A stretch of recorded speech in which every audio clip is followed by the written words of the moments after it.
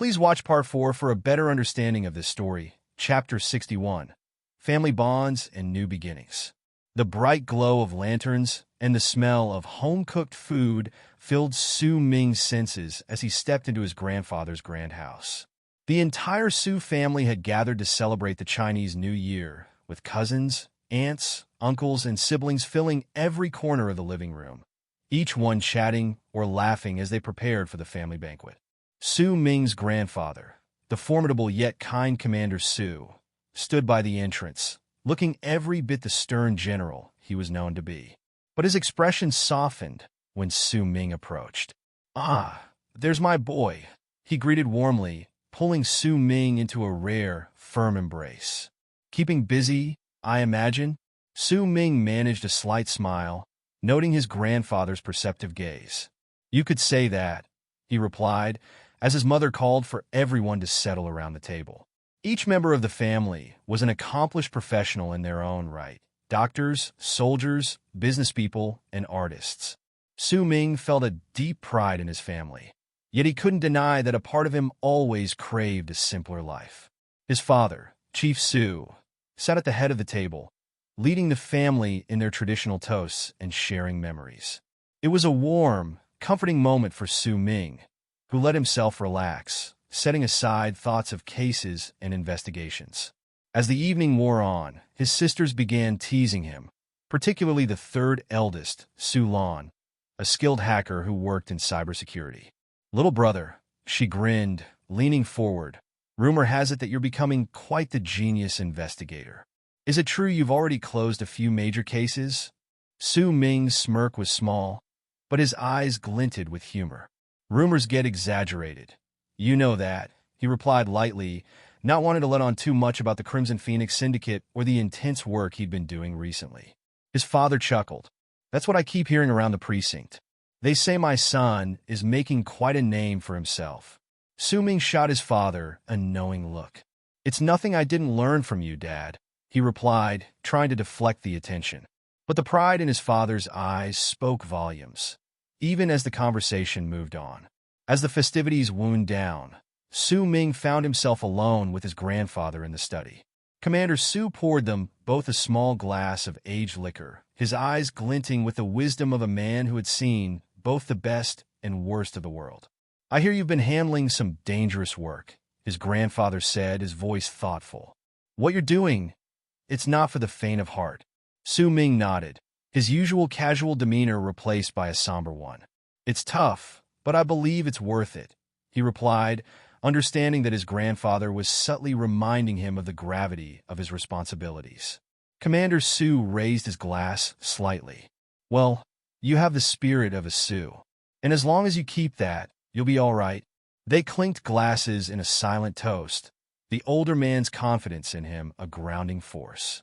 It reminded Su Ming of why he had taken this path, despite the challenges. The following morning, Su Ming returned to the precinct, where a new case file awaited him.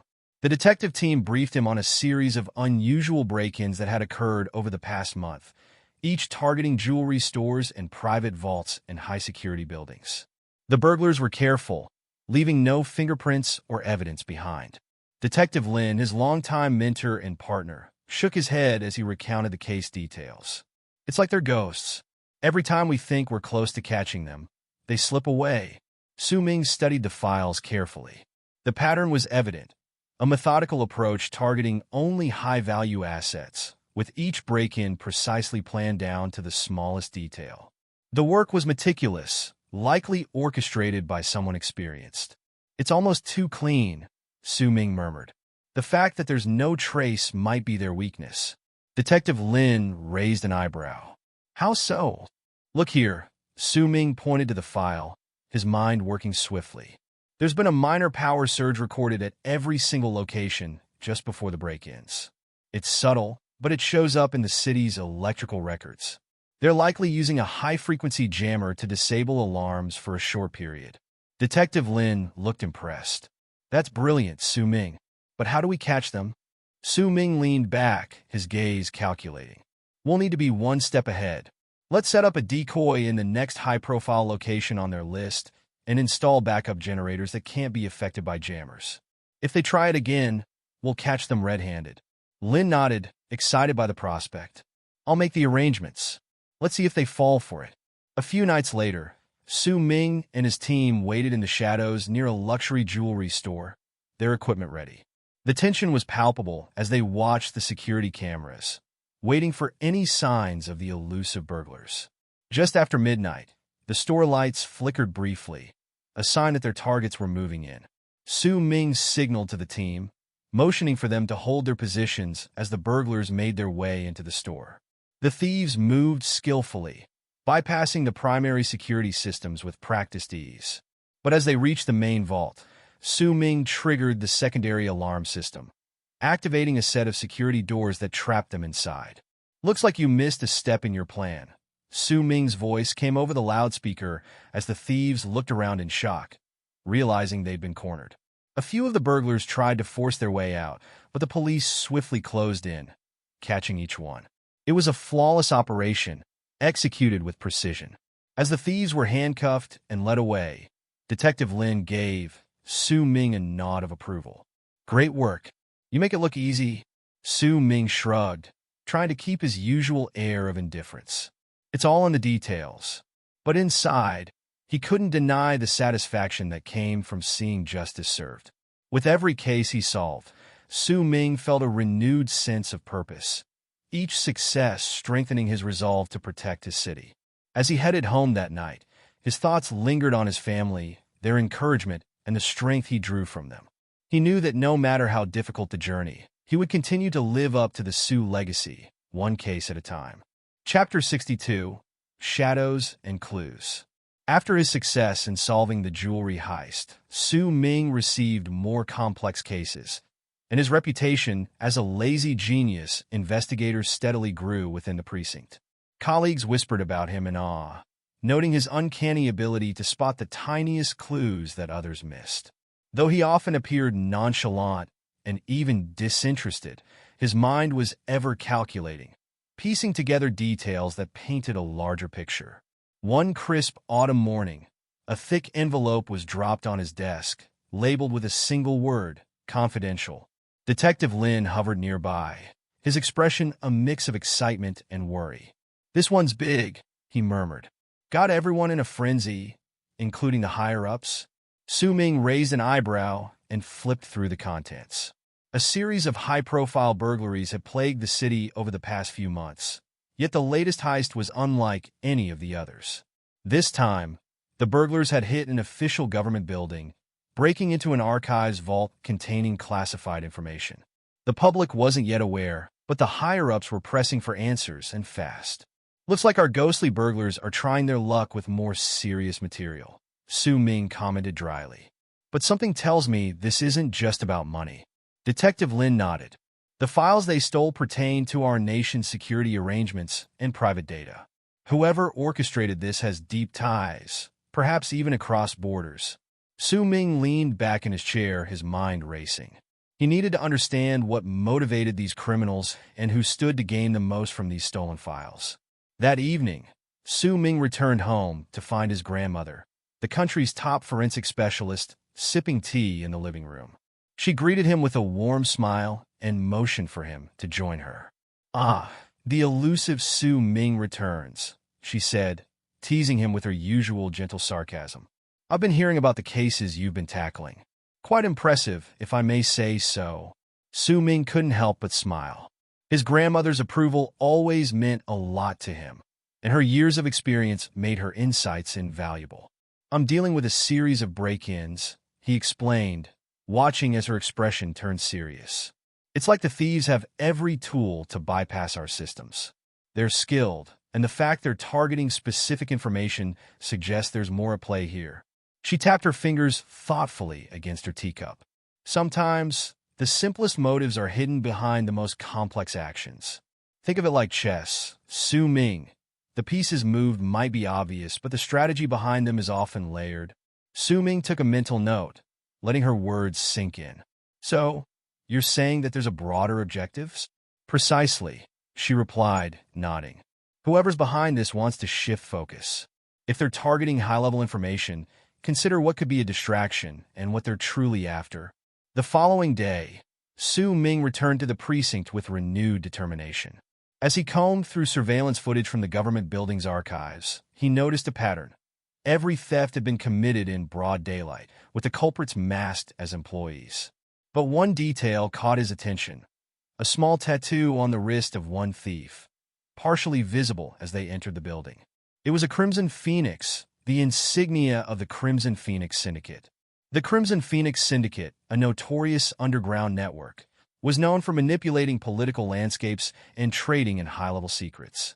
They were ruthless and resourceful, specializing in everything from hacking and surveillance to physical break-ins. Su Ming realized they had to be the ones behind the recent series of thefts.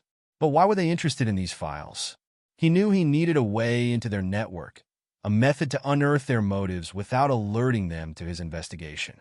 That evening, Su Ming returned to his secret online network, where contacts from around the world traded information.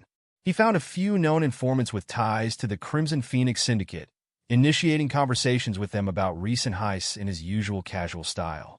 One contact finally responded, hinting that the syndicate was after a much larger prize: a top-secret government project involving cutting-edge surveillance technology that could monitor vast areas in real time. The files stolen recently contained blueprints and security parameters for the technology's deployment sites. So it's about control, Su Ming muttered to himself, noting the syndicate's clear motive. They intended to use surveillance technology to infiltrate and manipulate critical communication channels, potentially even influencing political decisions. In the early hours of the next day, Su Ming assembled his plan. He proposed setting up a digital honeypot, a decoy server loaded with fake data mimicking the surveillance technology plans. If the syndicate attempted to hack into it, they'd be caught red-handed. Detective Lin was skeptical, but agreed, trusting Su Ming's unconventional approach. "It's risky, but if you say it'll work, then I'm on board," Lin said, nodding. Sure enough, within hours, a breach was detected on the decoy server.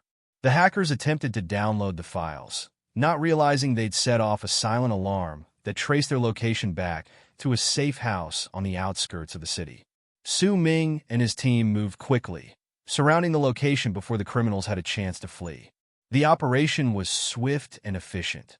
They managed to apprehend multiple syndicate operatives, uncovering additional intelligence that pointed to even more stolen files. As the operation concluded, Su Ming felt a sense of satisfaction, knowing they had dismantled a part of the Crimson Phoenix's operation. But he also understood that this was only the beginning. The syndicate's reach extended far beyond a single safe house, and they'd undoubtedly retaliate. That evening, Su Ming found himself back at home, where his mother had prepared a quiet family dinner. His siblings teased him about his workaholic habits, but his father's approving nod showed he understood the dedication it took to succeed in Su Ming's line of work.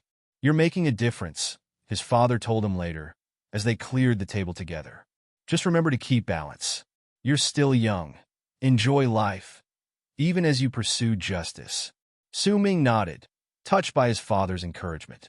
In moments like these, he felt a deep sense of gratitude for his family's support and strength. His journey had only just begun, and though he often craved peace, he knew he'd face each challenge with determination. As he lay in bed that night, Su Ming's mind turned to the challenges ahead. He understood that the Crimson Phoenix Syndicate wouldn't forget his interference so easily. But he also felt ready and secure in his purpose and the support of his family. He would continue to seek justice, regardless of the obstacles, ready to uncover the secrets lurking in the shadows. Chapter 63: New Shadows Emerging. After the intense showdown with the Crimson Phoenix operatives, Su Ming's work became the talk of the precinct. But with new challenges always on the horizon, he knew there was little time for basking in his recent success. The syndicate might be licking its wounds, but it wouldn't stay quiet for long. And just as he predicted, the tranquility was soon disrupted. A week later, Su Ming found a fresh file on his desk, marked with a bold red stamp: urgent, high priority. Curious, he opened it to find details on a recent string of burglaries targeting high-end jewelry stores in the heart of the city. The losses were mounting, and the crime scenes were eerily clean, almost as if the burglars were professionals. Detective Lin approached, peeking over Su Ming's shoulder. "Looks like we've got ourselves a new case, one with finesse," he remarked, leaning in with interest. "It's been a while since we've dealt with burglars this precise." Su Ming sighed, hiding his interest under a mask of indifference. "Just another day," he muttered, but he couldn't deny that the challenge intrigued him. Jewelry thefts often involve complex planning, meticulous timing, and precise execution. Whoever was behind this had the skills, and he intended to uncover exactly who that was. Su Ming's investigation began with a visit to the latest jewelry store hit by the burglars. Upon arrival, he noted the familiar sight of broken glass and empty display cases, but his eyes were drawn to the finer details. The way the cases had been pried open without triggering any alarms, and the absence of security footage at the exact time of the theft. He scanned the surveillance system logs and found a clue. The burglars had temporarily disabled the system with a piece of tech that left no traces. Su Ming recognized this technique from an earlier case involving a group known as the Silent Crows, a lesser-known gang that specialized in disabling alarms and striking hard before anyone realized they'd even been there. This could be their work, he thought, though the Silent Crows weren't known to hit targets this high-profile. It could mean one of two things: either they'd changed their approach, or someone was using their methods to stay under the radar. Back at the precinct, Su Ming gathered his team to analyze the data they'd managed to retrieve from the crime scene. The burglars left almost nothing behind. He began, his tone calm but focused. "They knew exactly what they were doing, which tells me this wasn't a random hit." Detective Lin furrowed his brows.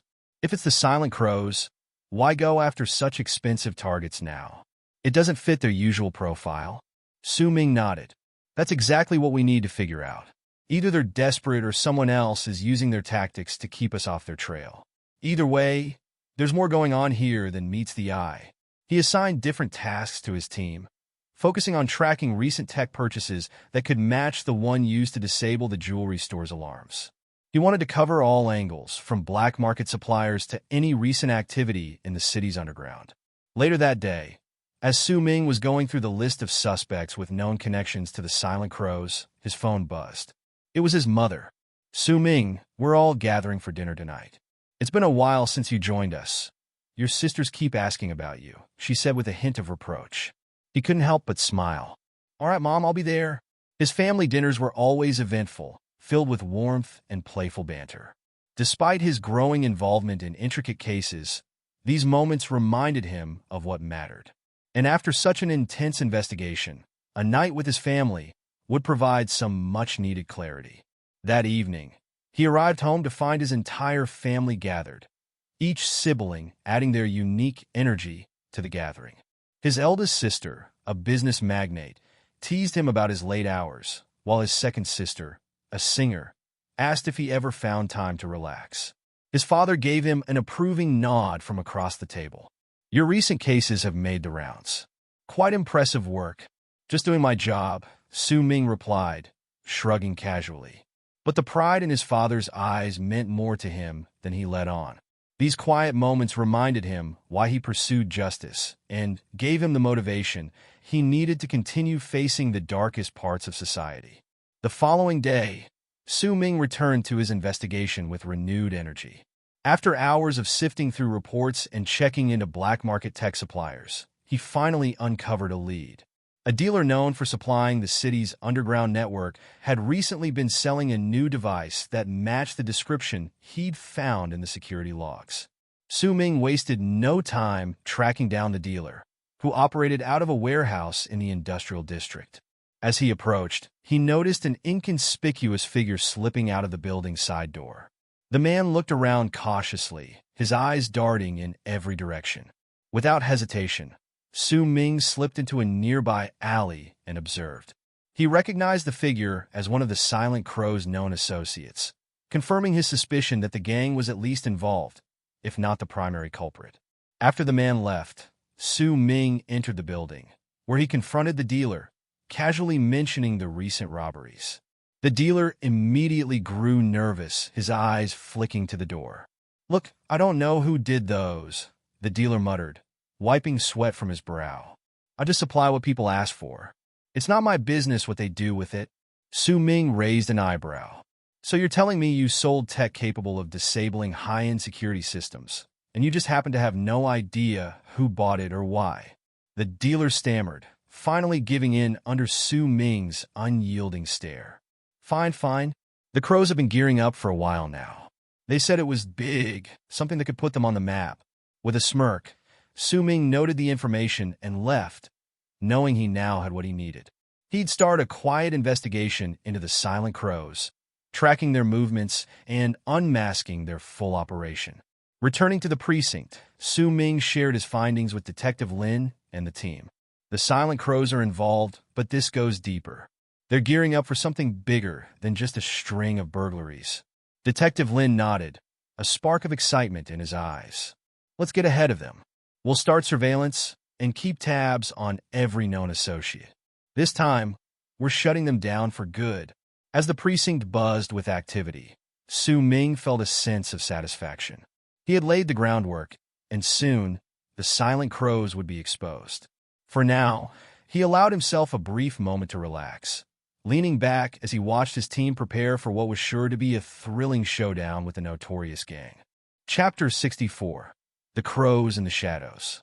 After uncovering the Silent Crows' involvement in the city's recent string of high-profile burglaries, Su Ming was determined to uncover the full scope of their operation. However, he kept his findings quiet, letting only Detective Lin and a few trusted officers in on the details. They'd set up silent surveillance, tracking known affiliates and monitoring any suspicious activity, careful not to spook their targets. In his usual nonchalant manner, Su Ming spent the next few days in and out of the precinct, sharing a few updates with the rest of his team. Though his colleagues had learned to trust his methods, some still didn't understand his seemingly laid-back approach. They thought he was taking the investigation lightly. Little did they know he was laying the groundwork, catching the Silent Crows unaware. On the morning of the stakeout, Su Ming arrived late, his typical lazy grin in place as he sipped his coffee. Lin shot him a questioning look. "We're here early, and you're strolling in like it's another coffee run." Lin grumbled, though a smile betrayed his annoyance. Su Ming shrugged. "Good things come to those who wait, don't they?" Their surveillance efforts had led them to a rundown warehouse by the docks, a suspected meeting spot for the Crows. The building had no visible guards, but its location was perfect for a quiet operation, shielded from public view. The team kept their distance, with Su Ming and Lin positioned in a nearby abandoned building, monitoring through binoculars. As they waited, Lin's impatience grew, but Su Ming remained his usual composed self, as if this were another day of simple observation. Hours passed with minimal activity until dusk began to fall, and a black SUV pulled up in front of the warehouse.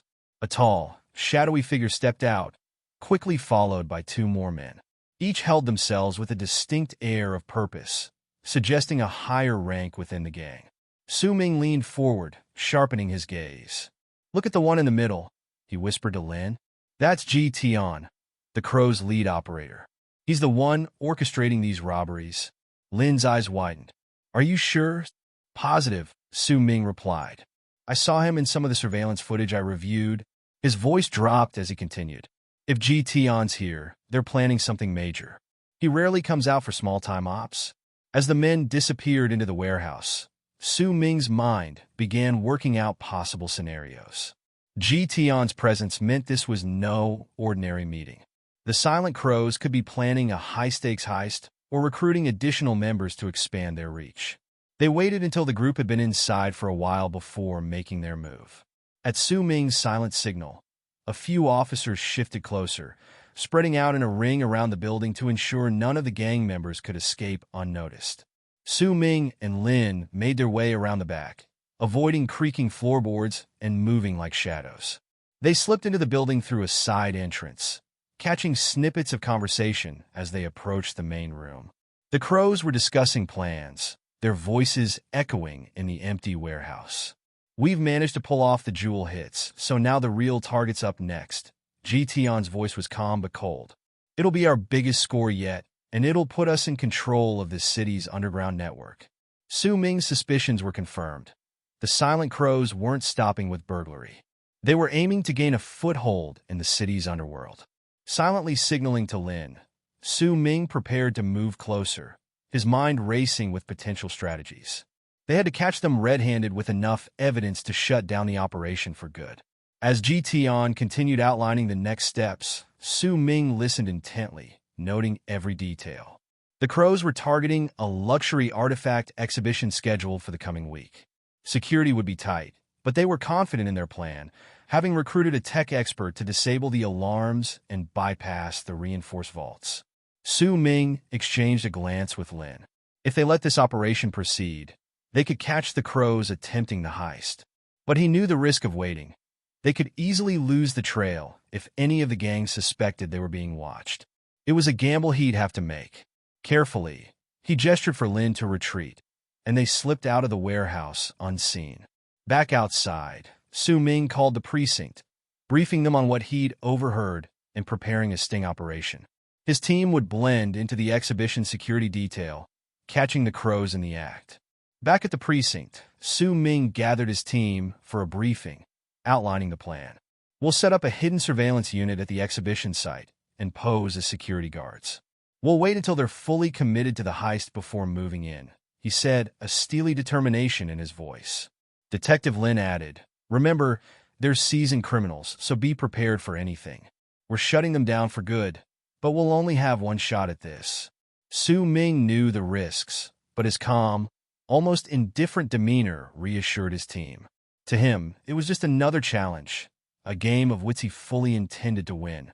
Chapter 65, The Sting Operation begins. Days passed as the team prepared for the Silent Crow's planned heist. Su Ming carefully oversaw every detail, ensuring each officer was briefed and assigned their role in the operation. The museum's exhibition was days away, featuring artifacts and treasures from ancient dynasties. Perfect bait for the Crow's high-stakes scheme. The officers involved were carefully disguised as regular museum staff, blending in seamlessly with the security team to avoid drawing suspicion. Su Ming remained in the background, his calm, laid-back demeanor hiding his razor-sharp attention to detail. Lin, however, could see through the facade.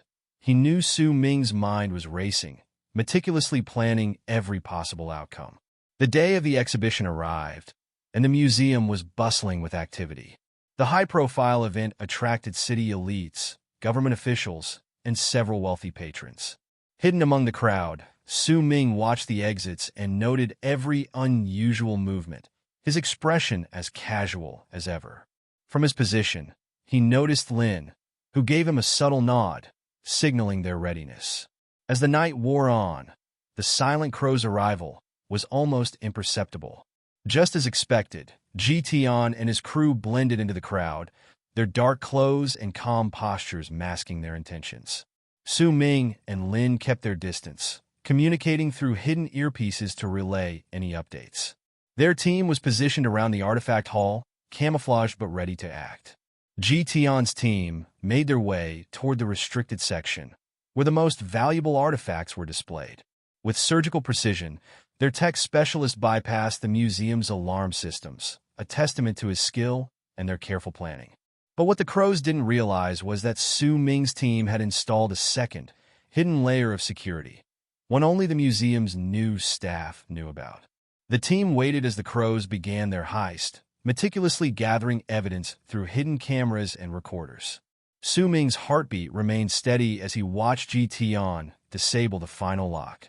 With a signal to Lin, he prepared to make his move, knowing the next few minutes would be crucial. Just as Ji Tian lifted the first priceless artifact, a series of security doors slammed shut. Red lights flashed as the secondary alarms blared, catching the thieves completely off guard. Silent Crows, this is the police. Lin's voice echoed through the speakers.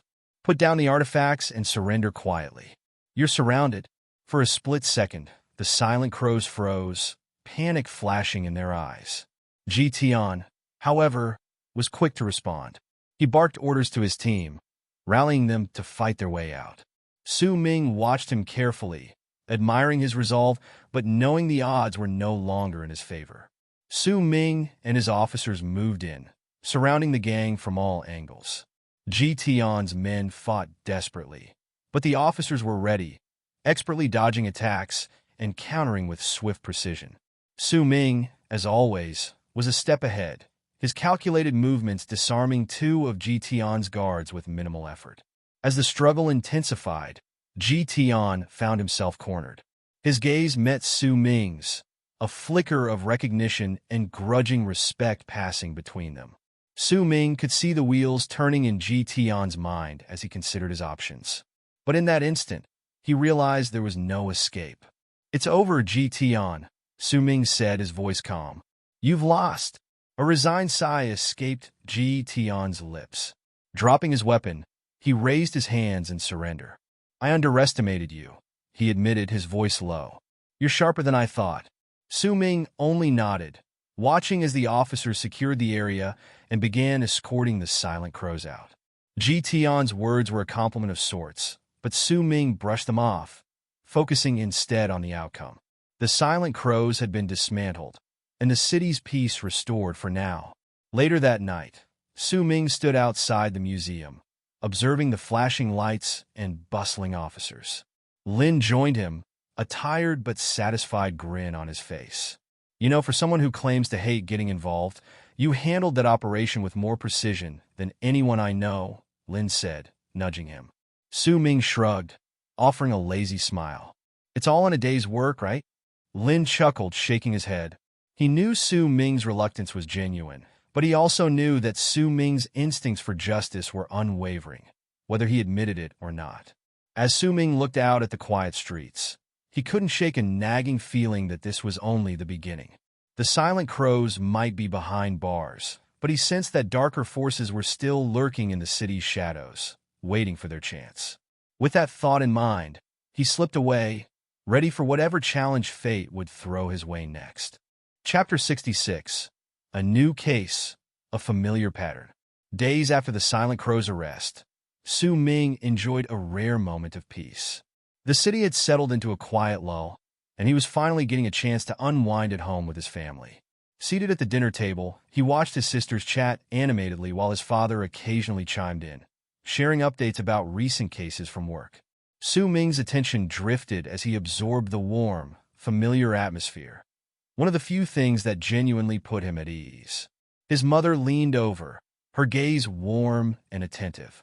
"Su Ming, you look like you're a million miles away. Everything all right?" "Just relaxing," he replied with a lazy smile. "Enjoying the quiet for once?" "Enjoy it while it lasts," his father quipped with a knowing look. "The city has a way of pulling you back in, even if you're not looking for trouble." Su Ming chuckled, appreciating the irony in his father's words. Little did he know that peace would be short-lived. The next morning, Su Ming's phone buzzed with a new message. A glance at the sender, Lin, told him that the peaceful lull was about to end. He swiped to open the message, and a photograph of a crime scene popped up on his screen with a note. "Meet me at the precinct. You want to see this?" Sighing, Su Ming tossed on a jacket, grabbed his bag, and made his way to the police station. The precinct buzzed with activity when he arrived, officers moving quickly from one task to the next. He found Lin waiting in a conference room, a pile of case files stacked beside him. "Looks like I was right," Lin remarked as Su Ming entered. "The city didn't let you rest for long." Su Ming smirked, his gaze shifting to the files. "What's this about?" Lin pushed a file toward him. "It's a burglary case. But we've got a twist here. These guys aren't just after valuables. They've hit 3 homes in a row, each with a similar pattern." Su Ming's eyes narrowed as he opened the file and began scanning the reports. "Any unusual items taken?" Lin nodded. "Here's the strange part. They're targeting personal items. Old family photos, heirlooms, personal journals. No high-value electronics. No cash." Su Ming's interest was piqued. This was more than a simple burglary. He could feel it. "Sounds like they're collecting information," he muttered. "Who are the victims?" "Prominent families. Wealthy, but private. They're all upstanding citizens with little connection to each other. At least on the surface. Except for one thing," Su Ming said, leaning back as he processed the clues. "They all have something to hide." Lin raised an eyebrow. "You think they're blackmailing them?" Possibly. Either that, or they're looking for something specific. Let's start by visiting the last victim. They may know more than they're letting on. An hour later, Su Ming and Lin arrived at the sprawling estate of the Li family, the latest victim in the series.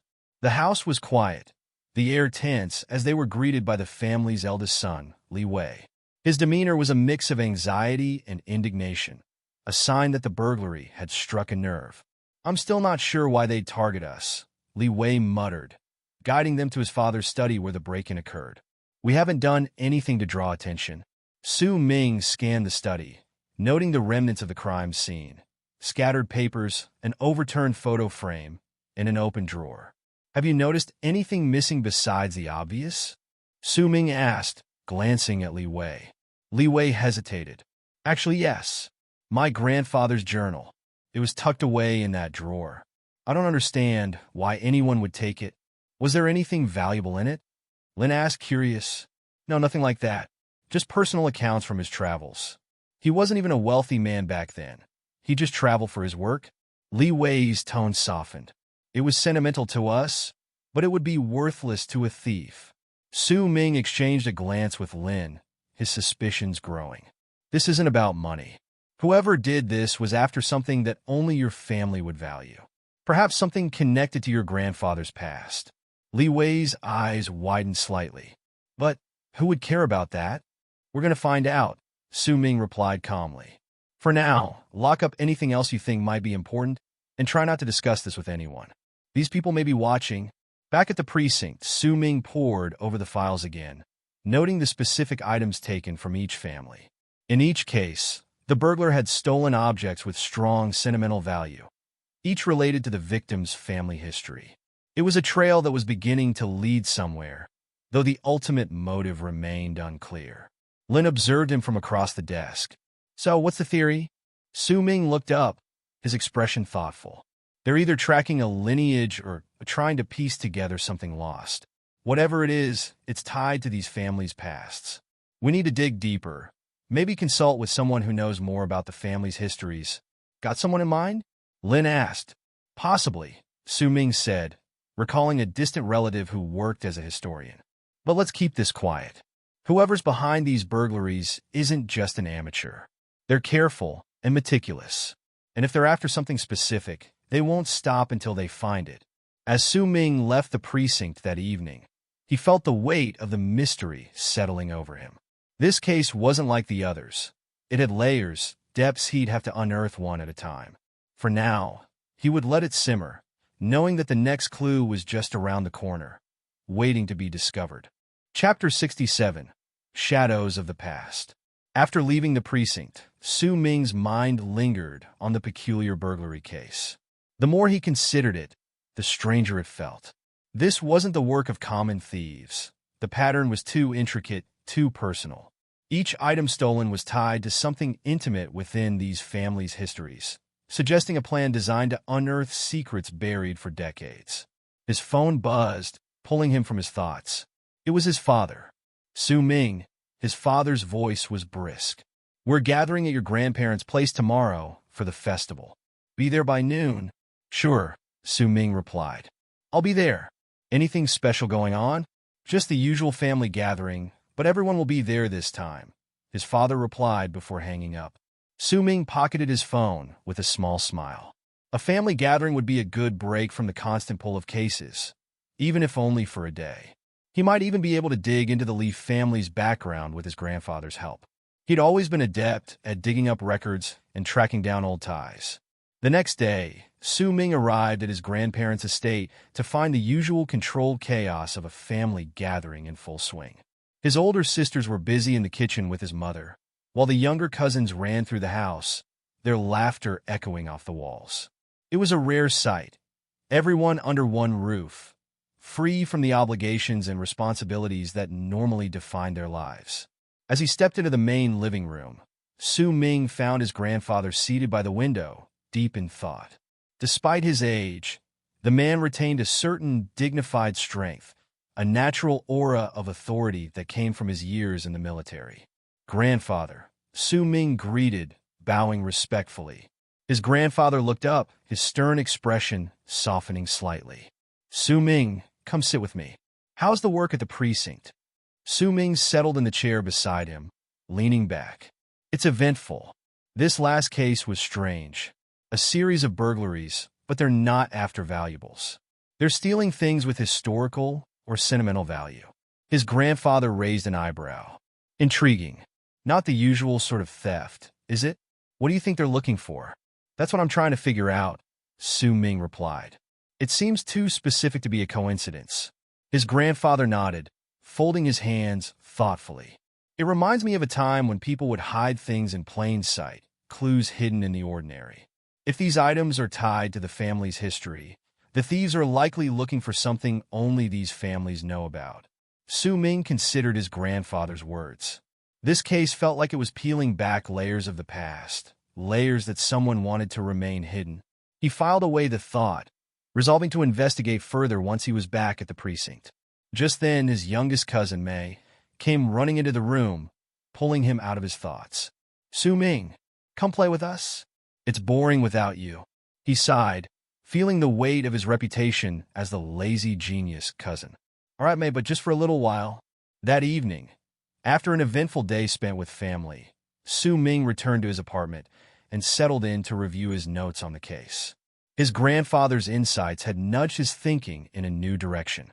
If the burglars were indeed after something buried in these families' histories, then there might be records that could lead him to a motive. He pulled up a series of old files from the precinct database, cross-referencing the names of the affected families with notable historical events. His eyes scanned the list looking for patterns, but it was a frustrating exercise. There were too many possibilities and too many loose ends. Then a single name caught his eye, a name that linked three of the families. It was an old company, once prominent in the city's industrial sector before it dissolved decades ago. The company's records were sparse, with little trace of its origins or the families involved, but it was a start. "This has to be it," he muttered, feeling the familiar spark of excitement that only a difficult case could ignite. If he could dig further into this company's past, he might finally unravel the mystery. The following day, Su Ming brought his findings to Lin, who listened intently as he explained the connection. "You're saying that this company might be the reason these families are being targeted?" Lin asked, looking at him with a mixture of intrigue and disbelief. "It's a theory," Su Ming replied, shrugging. "But it's the only lead we have that ties them together." Lin considered this, tapping his fingers against his desk. "So, what's our next move?" "We need to look into any remaining documents on this company," Su Ming said.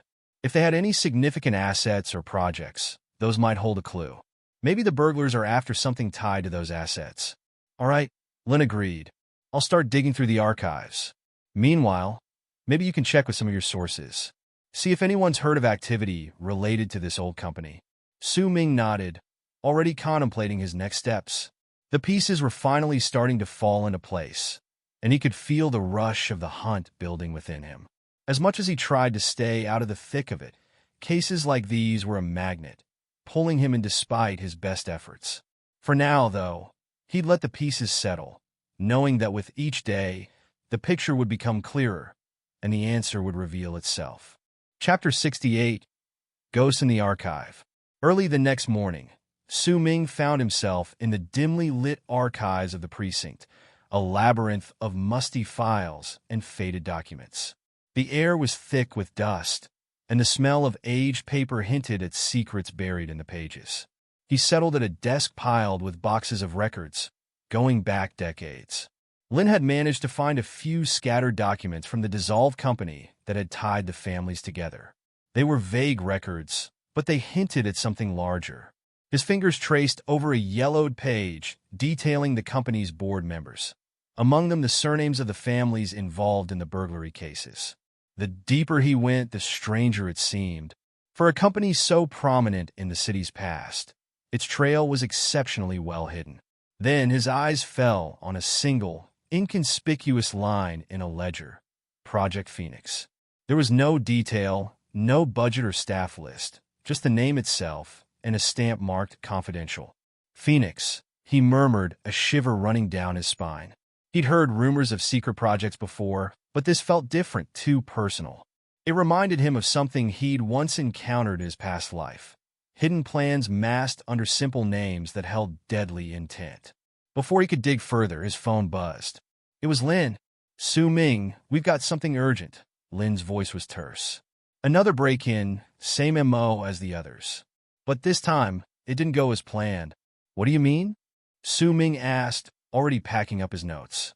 "Let's just say the burglars got more than they bargained for. Head over to the scene. I'll meet you there." When Su Ming arrived, the house was already buzzing with officers. The property was a high-end mansion, one of the more affluent targets yet. It was clear the thieves had been in over their heads. The house owner, a silver-haired woman with an air of steel about her, was explaining to an officer that she'd been out of town when it happened. Despite the initial damage, only one thing had been taken, a simple, old journal. Su Ming approached her. "Ma'am, I understand this might be distressing, but can you tell us about the journal? What was in it?" The woman's gaze was sharp as she looked him over. "It belonged to my late husband. It's personal, nothing of value to anyone else. Is there any chance it could hold something from his past? Connections, names?" Su Ming prodded gently. A flicker of something crossed her face, but she quickly regained composure. "Perhaps," she replied cautiously, "but I can't imagine why anyone would want it. It's just family memories, stories he shared with our children." Su Ming thanked her and moved to inspect the scene. The burglars had been thorough but sloppy, as if they'd been rushing or had encountered resistance. It was likely they hadn't found what they were looking for and took the journal out of desperation. Later that day, Su Ming met up with Lin, who had been piecing together the surveillance footage from around the neighborhood. They gathered in Lin's office, where the screens flickered to life with various angles of the street surrounding the mansion. "There," Lin pointed at the screen as a shadowed figure slipped into view. "That's our guy. Masked, but notice the slight limp?" Su Ming leaned closer. "Looks like an injury from their last job. Whoever's leading them is getting desperate. If they're willing to risk someone injured." Lin nodded. "This wasn't random. They knew exactly what they were after. And from what you found about Project Phoenix, it feels like they're searching for something buried in these families' histories." Su Ming's mind raced. Phoenix might not just be a project, but rather a code word for a network or an operation. If these families held pieces of the puzzle, the burglars could be trying to reconstruct something buried long ago. "It's almost like they're piecing together a map," he murmured. "Each item they take, each family they target, it's adding to the picture." Lin crossed his arms, frowning. "So, what's our next step?" "We can't just wait for them to strike again." Su Ming considered this, his mind whirring. "We might not need to wait. If we know their next likely target, we can set up a decoy. It's risky, but it might force them to make a mistake." Lin gave a slow nod. "It's a gamble, but you might be right. If we can catch even one of them, we could finally get some answers." That night, they set up surveillance around the estate of another family connected to the dissolved company. The plan was to plan a bait item, something that would pique the thieves' interest and hope it would lure them in. Su Ming positioned himself in the shadows, his instincts honed, alert to every sound and movement. Hours passed, and the silence was broken only by the occasional shuffle of leaves. Just as dawn approached, a figure slipped past the gate, careful and calculated. They moved with precision, scanning the area before heading toward the main house. Su Ming watched, waiting for the right moment. The thief approached the decoy item, a seemingly valuable but worthless antique, and reached for it. In that instant, Su Ming sprang into action, swiftly closing the distance. The thief spun, attempting to flee, but Su Ming was faster. With a practiced hold, Su Ming pinned them down, signaling for backup. As the officers closed in, the thief, trapped and cornered, scowled. "You have no idea what you're getting into," the thief muttered. Su Ming smirked, his voice low.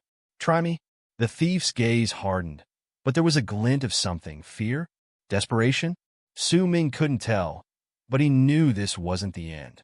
The thief might be caught, but the web surrounding this case was far from untangled. As dawn broke, Su Ming's thoughts drifted back to Project Phoenix and the stolen journal, knowing the chase was only just beginning. Chapter 69. A Fragmented Web. As the sun rose over the precinct, Su Ming stood by the window, gazing at the faint glow peeking through the city skyline. His mind was still mulling over the events from the night before. Catching the thief was a victory, but it felt hollow. The journal they'd stolen and the cryptic mention of Project Phoenix pointed to something deeper, more elusive. Lin entered, carrying a tray with coffee and a stack of documents. "Any luck with our guest?" Su Ming asked, eyes still fixed on the horizon. Lin sighed, setting down the tray. "Not much. He's tight-lipped and only muttered vague threats. I've seen his type before, loyal to a cause he doesn't fully understand. We're running his fingerprints now, but I doubt we'll find much." Su Ming sipped his coffee, then picked up the file Lin had placed on the table. It contained the thief's personal effects, a nondescript wallet, a small keychain, and a folded piece of paper. Opening it, he found a crude map with several marked locations. Each one, as he quickly noted, corresponded to a family they'd targeted. "This is their pattern," Su Ming murmured, tracing his finger along the marks. "But it's also something more. They're piecing together a trail, something hidden in these families' pasts." Lin leaned over, brow furrowed. "You think the journal was just a part of it? That they're gathering information?" Su Ming nodded. "Exactly. They're collecting clues, and whatever they're after seems to connect back to each of these families. Project Phoenix might be tied to something buried, something left unfinished." Later that day, they returned to the interrogation room, where the thief sat shackled, a stubborn silence about him. Su Ming took a seat across from him, studying his face. "You're a small cog in a big machine, aren't you?" Su Ming started, his tone almost casual. "Someone gave you orders, sent you to break into places, steal specific items. You're just following instructions, probably hoping for a payday." The thief smirked, his defiance flickering in his eyes. "You think you've got it all figured out, don't you?" Su Ming leaned forward, his voice lowering. "Maybe not everything, but I know this isn't just about valuables. Whatever you're looking for is much bigger than a simple burglary spree." For a moment, the thief's smirk faltered. It was subtle, but Su Ming caught it. He pressed further, choosing his words carefully. "You're risking everything for a piece of history, a memory that isn't even yours to keep. Do you think the ones above you will care if you're caught? They'll just find someone else, someone who knows even less than you." The thief clenched his fists, the chains rattling softly. "You don't know anything about us," he spat. "We're stronger than you think. And when the time comes, people like you will wish you'd stayed out of our way." Su Ming's gaze hardened. "Empty threats won't help you now. But if you cooperate, maybe we can make this easier for you." The thief's lips pressed into a thin line. It was clear he wouldn't budge. Su Ming rose from his seat, his tone dismissive. "Think it over. When your loyalty fades, you know where to find us." Outside the room, Su Ming paced, his mind dissecting the clues they had so far. Lin joined him, arms crossed. "What now?" Lin asked. "It's like we're staring at puzzle pieces with half the picture missing." Su Ming tapped the folded map in his hand. "We look into these locations. Whatever they're after might still be hidden somewhere among them. If we can find out what connects them, maybe we'll know what's worth hiding." Lin's eyes widened. "You're thinking something tangible like a relic?" Su Ming nodded. "Or maybe a piece of information. Something valuable enough for someone to cover up, even after all these years." They quickly gathered a small team, preparing to investigate the marked locations. Each place represented a different family, a different piece of history. They decided to start with the oldest, a mansion now turned museum, rumored to be haunted with tales of betrayal and hidden secrets. The museum was eerily quiet as they entered. Its hallways were lined with portraits of long-forgotten faces, their eyes seeming to watch the detective's every move. Su Ming moved with caution, his instincts keenly alert. He paused at a display case containing an ancient book titled The Chronicle of Ashes. The title rang a bell. It was referenced in several older texts he'd skimmed during his research on Project Phoenix. "This book," he whispered to Lin, "it could be another piece. Let's see if there's a way we can get it examined." As he moved on, a sense of something hidden, almost pulsating beneath the surface, grew stronger. This museum held secrets within its walls, and Su Ming was determined to uncover them. Just as they were about to leave, a faint scratching sound caught Su Ming's attention. He motioned for Lin to stay silent as he approached a door marked staff only. Pushing it open, he found a small, dusty office with stacks of files. But what drew his attention was the loose tile on the floor beneath the desk. "Lin, give me a hand here," he whispered, and together they carefully pried the tile loose. Inside was a small compartment, holding a single object wrapped in cloth. Unfolding it, Su Ming found an old metal emblem, engraved with the image of a phoenix surrounded by flames. The emblem felt strangely heavy in his hand, as though it bore the weight of countless secrets. Lin peered over his shoulder. "That's got to be connected to Project Phoenix?" Su Ming nodded, his mind already racing with possibilities. This emblem might be a key, a piece of the puzzle that could lead them to something even bigger. But as he pocketed the emblem, he couldn't shake the feeling that they'd just scratched the surface of something that ran far deeper than he'd anticipated. Chapter 70, Fractured Loyalties. Su Ming turned the phoenix emblem over in his hand, studying the delicate engraving. Each feather on the phoenix was crafted with meticulous detail, curling around a flame that looked almost real. This wasn't just any emblem. It was a symbol of something deeply rooted in the past. Back at the precinct, Lin had already started investigating the other marked locations from the map they'd retrieved. But the emblem had Su Ming's attention. He'd seen symbols like it before, hinting at ancient, secret societies that were long rumored to be dismantled. The concept of a phoenix rising from ashes felt like a message, one from an organization lying dormant, only to emerge once more. Lin entered the office, snapping Su Ming out of his thoughts. He looked serious, holding a folder filled with reports. "We've got more," Lin said, spreading the reports across the table. Each family associated with the map locations had links to a powerful group that collapsed decades ago. They called themselves the Crimson Phoenix Syndicate. Su Ming raised an eyebrow. "So, they weren't just a myth." Lin nodded. "They were real, and they held considerable power until a coalition of governments supposedly wiped them out. But this emblem suggests they might not be as gone as we thought." Hours later, Su Ming and Lin were at the second marked location on the map, a private library run by an old family who had stayed under the radar for generations. The building was dark, with creaky floors and an oppressive silence that hung thick in the air. Each step felt like a plunge into the shadows of history. They moved through the aisles, searching for any sign of relevance to Project Phoenix or the Crimson Phoenix Syndicate. Su Ming's eyes scanned the books, the walls, and even the small inscriptions at the corners of the shelves. Then, on a bottom shelf, he noticed a book with a faint phoenix symbol on its spine. He reached down and pulled it out, revealing the Brotherhood of Embers. Flipping through the pages, he found notes scribbled in the margins, secrets and musings, almost like the thoughts of someone who had once been part of a powerful group. "Look here," Su Ming said, pointing to a passage. "It's about the Syndicate's initiation rituals, which emphasize loyalty above all else." Lin took a closer look. Loyalty to a cause that most people wouldn't even know exists. How do we track something like this when all we have are whispers? Su Ming thought for a moment. "We don't chase the Syndicate itself. We follow those it left behind. They'll have scars, traces of an ideology that might be buried but still burns quietly." Later that evening, Su Ming returned home, weary but focused. Tonight, he had the rare chance to spend a quiet dinner with his family. His father sat at the head of the table, and his sisters filled the space with a mix of laughter and teasing banter. For a brief moment, he felt like an ordinary young man, free of the weight of mysteries. His father, noticing Su Ming's quietness, leaned over. "Everything all right, Su Ming? You seem distracted." Su Ming forced a small smile. "Just thinking about work. It's a bit different from the usual cases." His father chuckled, giving him a look of understanding. "This job has its way of pulling you into things you never expect.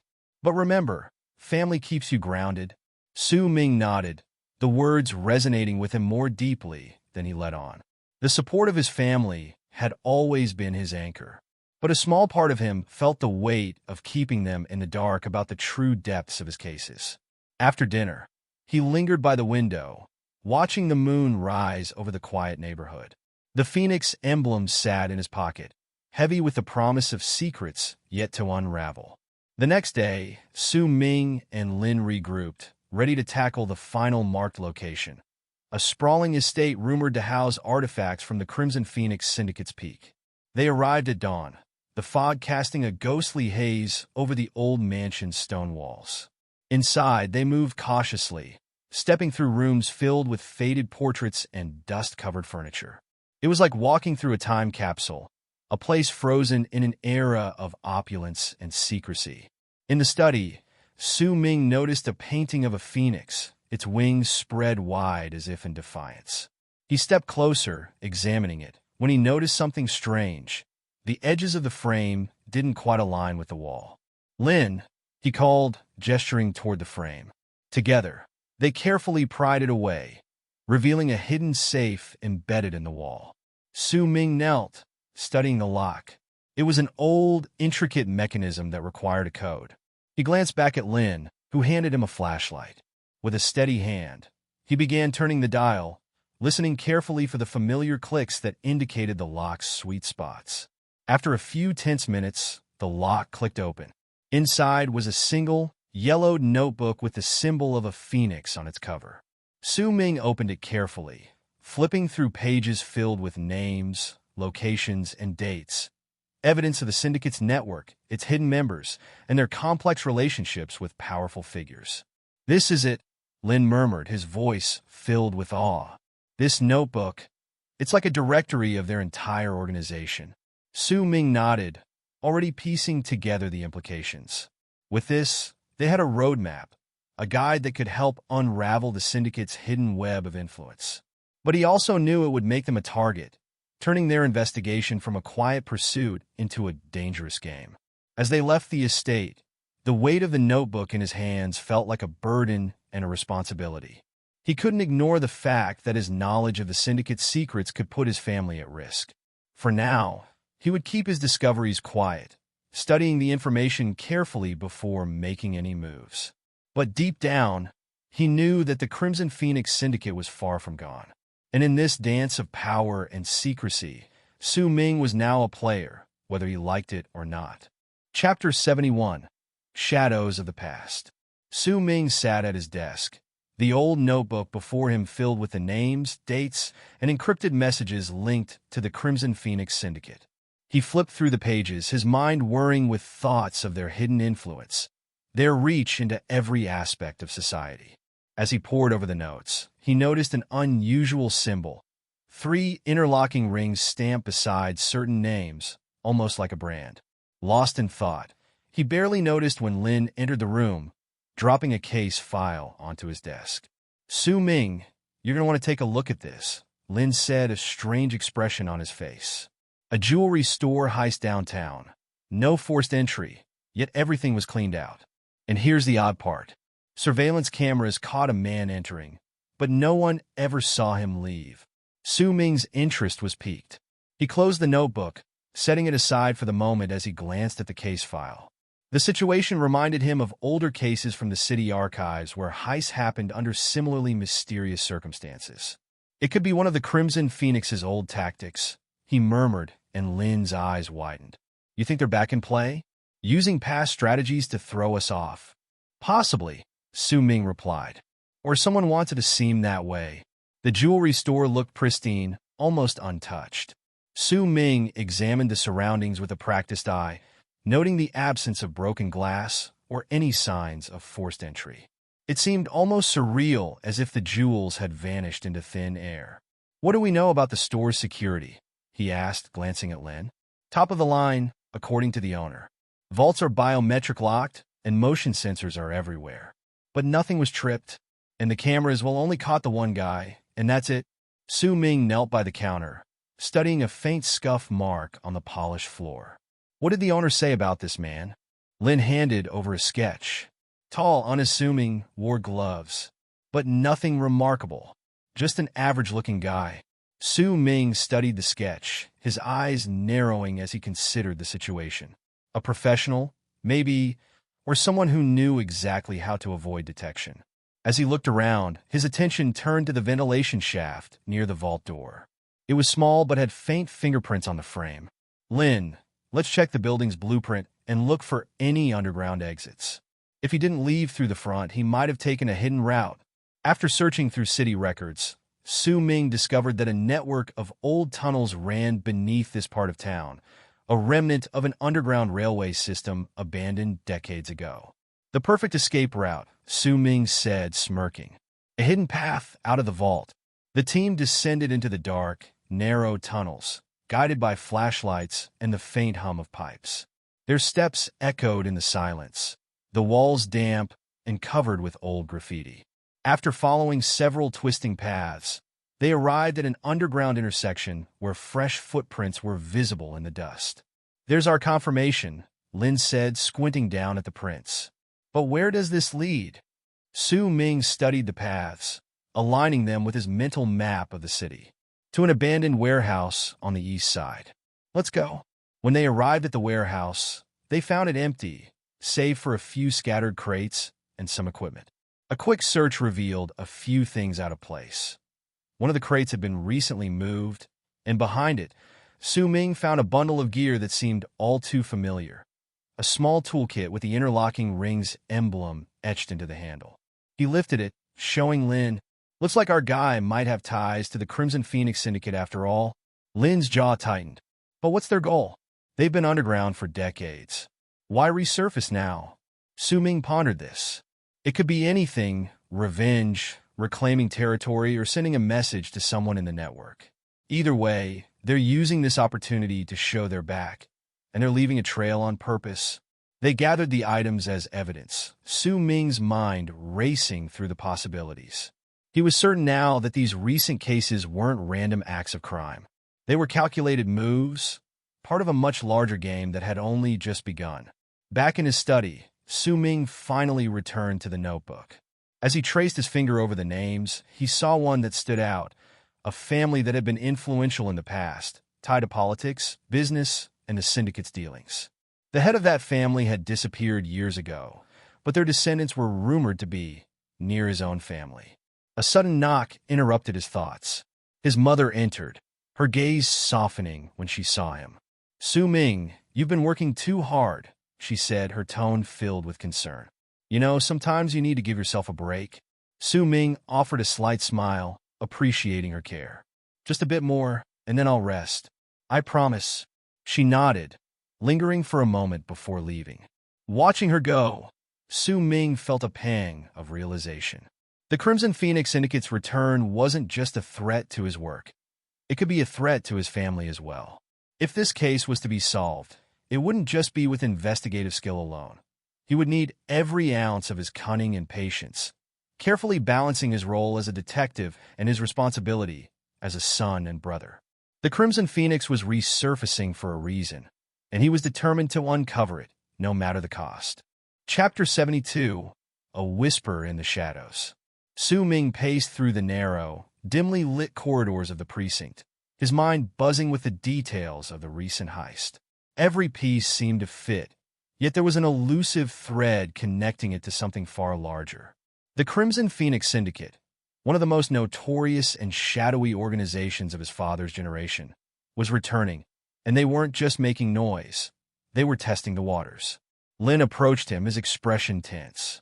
The tech team ran through all surveillance in the underground tunnels. They picked up some irregular heat signatures, but no distinct figures. "So we're dealing with pros who know how to slip past the usual systems," Su Ming mused, his mind instantly assessing the possibilities. This wasn't just another burglary. It was the careful handiwork of someone aiming to send a message. Lin sighed, glancing around as though to make sure no one was listening. The higher-ups are nervous. They're saying if the Crimson Phoenix is involved, it could stir up old ghosts in the city. Su Ming nodded. It's not just about stolen goods or scare tactics. The syndicate wants to announce that they're back and that their reach is still strong. The two exchanged a knowing look. They'd both seen firsthand how syndicates like this could manipulate entire systems from the shadows. But for now, Su Ming knew he needed to think several steps ahead, to predict and preempt. Su Ming took a different route home that evening, weaving through the quiet neighborhoods of the city.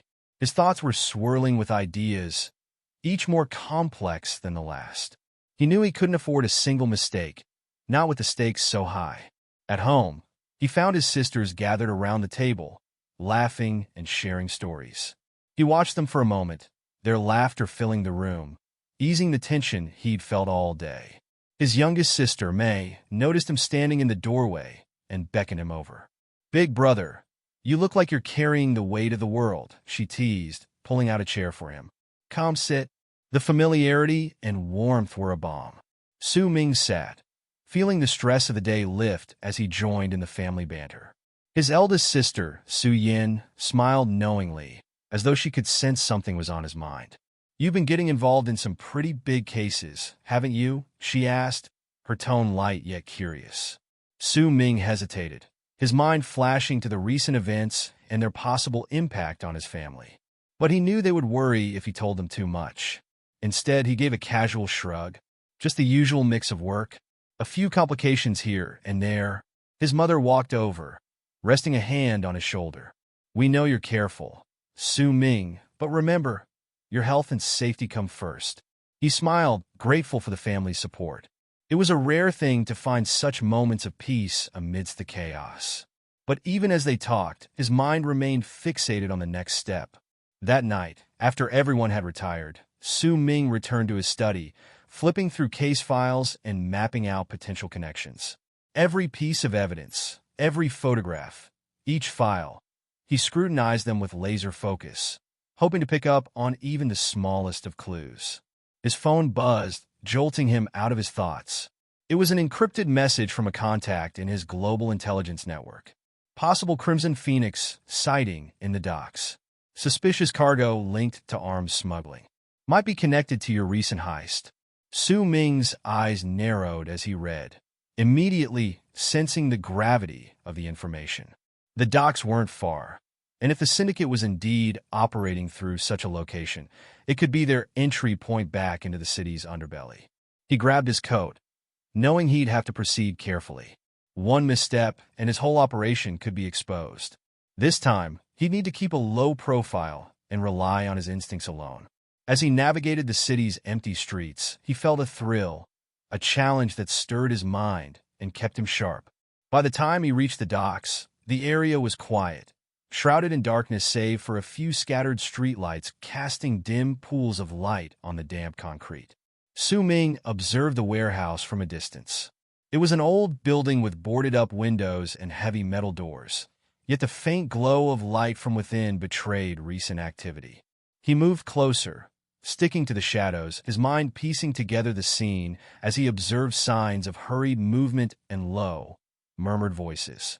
There, at the far end of the warehouse, he caught sight of several men unloading crates from a truck, their movements precise and practiced. It was clear they were professionals. Su Ming took a deep breath, focusing.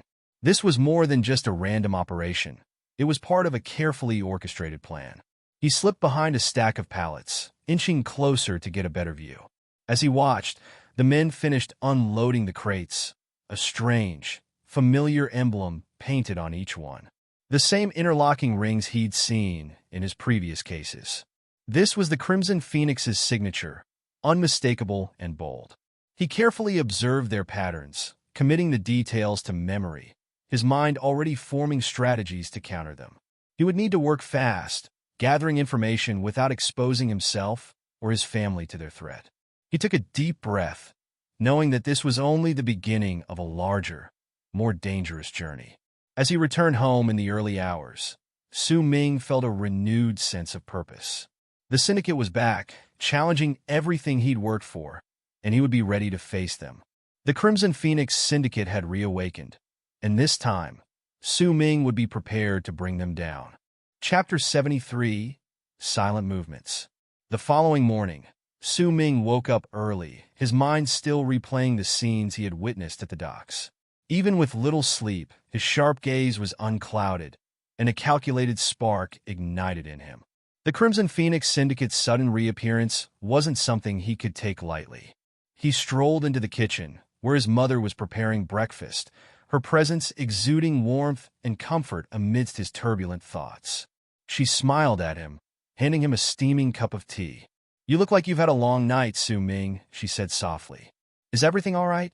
He nodded, accepting the cup gratefully. "Just some cases that kept me up. You know how it is." She regarded him with a knowing look, the intuition of a mother reading into his words, though she refrained from prying further. He finished his tea and joined the family for breakfast, allowing himself to enjoy the brief respite in the company of his siblings and parents, all of whom offered lighthearted conversations and teasing. After breakfast, Su Ming returned to his room, setting up a private line to his trusted network contact, Cheng. They hadn't worked together directly in some time, but Cheng's insights into underground dealings were unmatched. "Su Ming," Cheng answered, his voice carrying a slight hint of surprise. "It's been a while. I take it you've seen the Crimson Phoenix at work?" "Yes, and it's worse than expected. They're moving arms through the docks, but their involvement feels deeper than that," Su Ming replied, his tone laced with urgency. "I need everything you have on their recent movements, partners, past allies, new associates, anything." Chung paused before responding, the line silent as he sifted through his information. "All right, I'll send you a compiled report. But be careful with this one. They got eyes everywhere. This isn't the same syndicate from before. They've evolved." As the afternoon wore on, Su Ming pored over Cheng's information, cross-referencing each entry with details he'd compiled from last night. His wall was now a meticulous web of connections, with photos, notes, and strings crisscrossing in a tapestry of clues. The Crimson Phoenix Syndicate had subtly rebuilt itself, expanding its operations through a network of smaller criminal groups and shell businesses, all funneling resources into their larger plans. That evening, his father returned home late, clearly fatigued from a full day of handling official inquiries and meetings. Su Ming watched him move with a heaviness that had grown more visible over the last few months, the weight of the city's struggles taking its toll. "Su Ming," his father said as he caught sight of him in the study. "Got something on your mind?" Su Ming hesitated for a brief moment. "Just researching a bit about the recent happenings in the city. I'm curious. How much do you know about the re-emergence of some of the old groups?" His father studied him, his expression thoughtful. "More than I'd like to admit," he replied. "We're watching a few groups carefully, but resources are thin. It's like they're playing a game of hide and seek with us." Su Ming nodded, understanding his father's concerns. But there was a difference. His father operated within the law, bound by regulations and scrutiny, while Su Ming could act independently, bending rules when needed. Later that night, Su Ming went over his plan for the next day. He would visit one of the dock warehouses early in the morning, timing his approach to avoid the busiest hours. The shipments in question were marked under a known shell company that had connections to the syndicate, and he needed to confirm the link firsthand. The morning arrived, foggy and quiet, a cloak that suited his intentions perfectly. Su Ming navigated the docks with ease, his knowledge of the area serving him well. As he approached the warehouse, he noticed a security guard leaning against the entrance, half asleep. Su Ming slipped past him, blending into the shadows as he moved inside. The warehouse interior was a maze of stacked crates, dimly lit by a few hanging bulbs. Su Ming walked carefully, his ears tuned to any movement. Near the back, he found rows of crates marked with symbols he recognized from Cheng's report, distinct marks unique to syndicate shipments. It was just as he'd suspected. Suddenly, a sound echoed from the far end of the warehouse. A group of men were talking in low voices, discussing the shipment's destinations. Su Ming listened closely, picking up words that hinted at larger plans and ominous targets. His intuition told him that the syndicate was planning to spread chaos within the city, gradually testing the police force's response. This wasn't just a revival. It was a systematic attempt to destabilize their control over the city, possibly as a smokescreen for a bigger operation. Later, back in his room, Su Ming reviewed his findings. His next move had to be careful. Revealing too much to his father could put them all at risk, but handling it alone was equally dangerous. He decided to reach out to Lin, who had been his silent partner in many of his investigations. Lin was resourceful and well-connected, and his discretion made him invaluable. "Lin," Su Ming said, briefing him quickly over the phone. "I'll need a diversion if this unfolds the way I think it will. Something that can give us an edge without drawing too much attention." "You're working on a lead?" Lin asked, intrigued. "More than a lead," Su Ming replied. "I'm about to shake the whole tree." Chapter 74, A Web of Secrets. Su Ming spent the next few days mapping out his findings, each piece of information forming a bigger picture. The Crimson Phoenix Syndicate's plans extended beyond simple smuggling operations. There were hints of deeper, more complex motives. Su Ming's mind raced with possibilities, his instincts telling him that this syndicate wasn't just resurfacing, but intending to make a powerful statement. But before he could dive further into the investigation, Su Ming found himself pulled back into the steady hum of family life. A rare family gathering had been arranged for the weekend, a celebration of the upcoming Lantern Festival. It was a perfect occasion for extended family members to reconnect, some of whom Su Ming hadn't seen in years. The family home buzzed with activity as relatives arrived, filling the hallways with laughter, chatter, and the aroma of holiday delicacies. Su Ming greeted his uncles, aunts, and a mix of cousins and nieces, each offering cheerful stories and friendly teasing. His grandfather, who sat like a quiet guardian at the head of the family, watched over them all with a wise smile, his sharp eyes often landing on Su Ming, as if he sensed the young detective's restlessness. "Come, Su Ming," his grandmother said, pulling him aside. "You're always so quiet. Tell us, how's the academy?" Su Ming chuckled softly. "Just the usual routine, Grandma. Books, drills, nothing too exciting." But his grandmother saw through his answer, her gaze knowing. She'd always known him to be bright, but she'd begun to sense a particular weight in him over recent years. A careful distance he maintained, one that even his playful cousins noticed. He spent much of the evening trying to blend in, taking part in games and casual conversations with his siblings and cousins. The festival lights outside cast a warm glow over the house, creating an atmosphere of peace and simplicity. It was almost enough for him to forget about the syndicate's threat, but the urgency remained in the back of his mind, persistent and silent. Later that night, Su Ming slipped away to the balcony, hoping for a moment of quiet. He gazed out over the flickering lights of the city, his mind drifting back to the task at hand. The problem wasn't just about the Crimson Phoenix Syndicate's motives. It was also how little time he had to gather proof before they struck again. Thinking too much? As always, a familiar voice called out behind him. Su Ming turned to see his eldest sister, Su Ying, leaning casually against the doorway. She had always been perceptive and grounded, with a natural gift for reading others. "Just taking in the view," Su Ming replied with a shrug, not wanting to reveal too much. She murmured, joining him on the balcony. "You're never one to rest, are you? Even tonight, with everyone here, you look like you're solving puzzles in your head." Su Ming smiled but said nothing. She wasn't wrong. The next morning, with his mind refreshed from the family gathering, Su Ming got back to work. He spent the day reviewing the notes and information he'd compiled, gradually tracing a pattern within the syndicate's moves.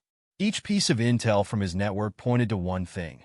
The syndicate was preparing for a massive heist at one of the most secure financial institutions in the city, timed around the chaos of the Lantern Festival. Su Ming's mind raced through the details. This heist would be a defining move for the syndicate, both as a power statement and a test of the city's security. But, he reasoned, if they were planning something this large, then their next steps would reveal a vulnerable point in their operations. He contacted Lin once more, asking him to arrange a subtle observation at key points in the city's financial district. Lin understood without question, promising to reach out to their mutual contacts and discreetly set up a perimeter of watchers. Hours passed as Su Ming continued piecing things together. He visualized the syndicate's movements in his mind, calculating where they'd strike first, then how they'd maneuver from there. The feeling of an impending collision between the police and the syndicate simmered just beneath the surface, making him increasingly focused.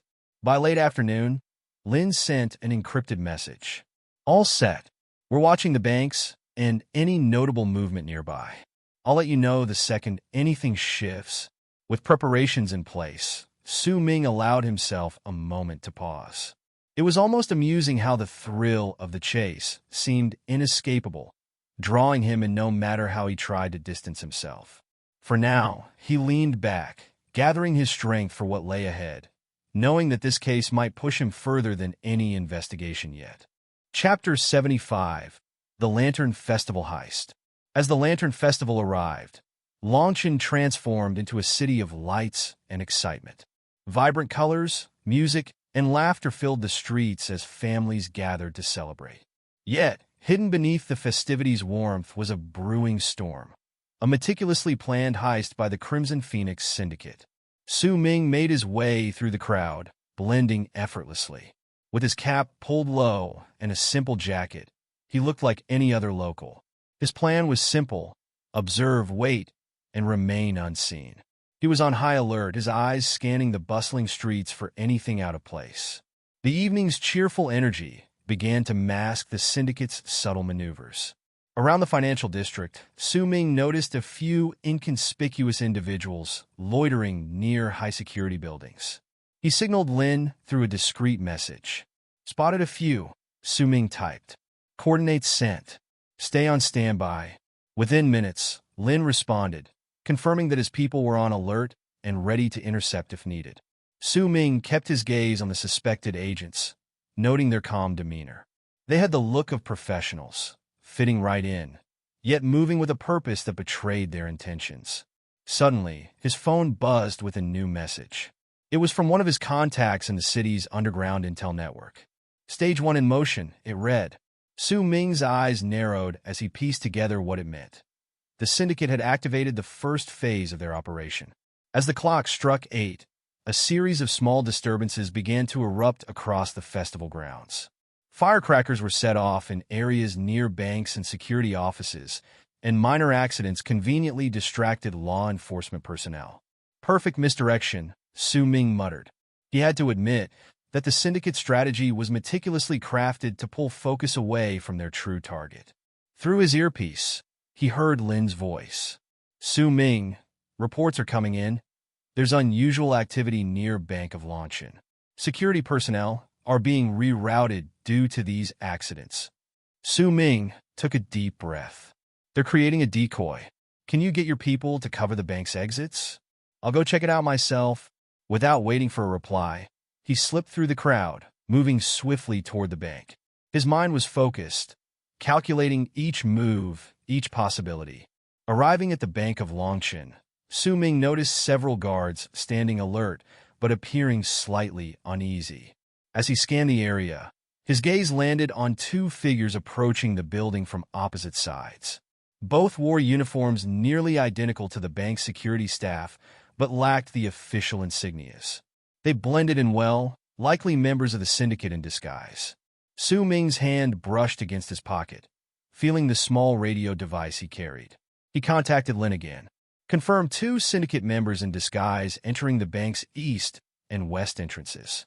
"They're about to breach the security from within." "Got it. Reinforcements are on the way," Lin replied.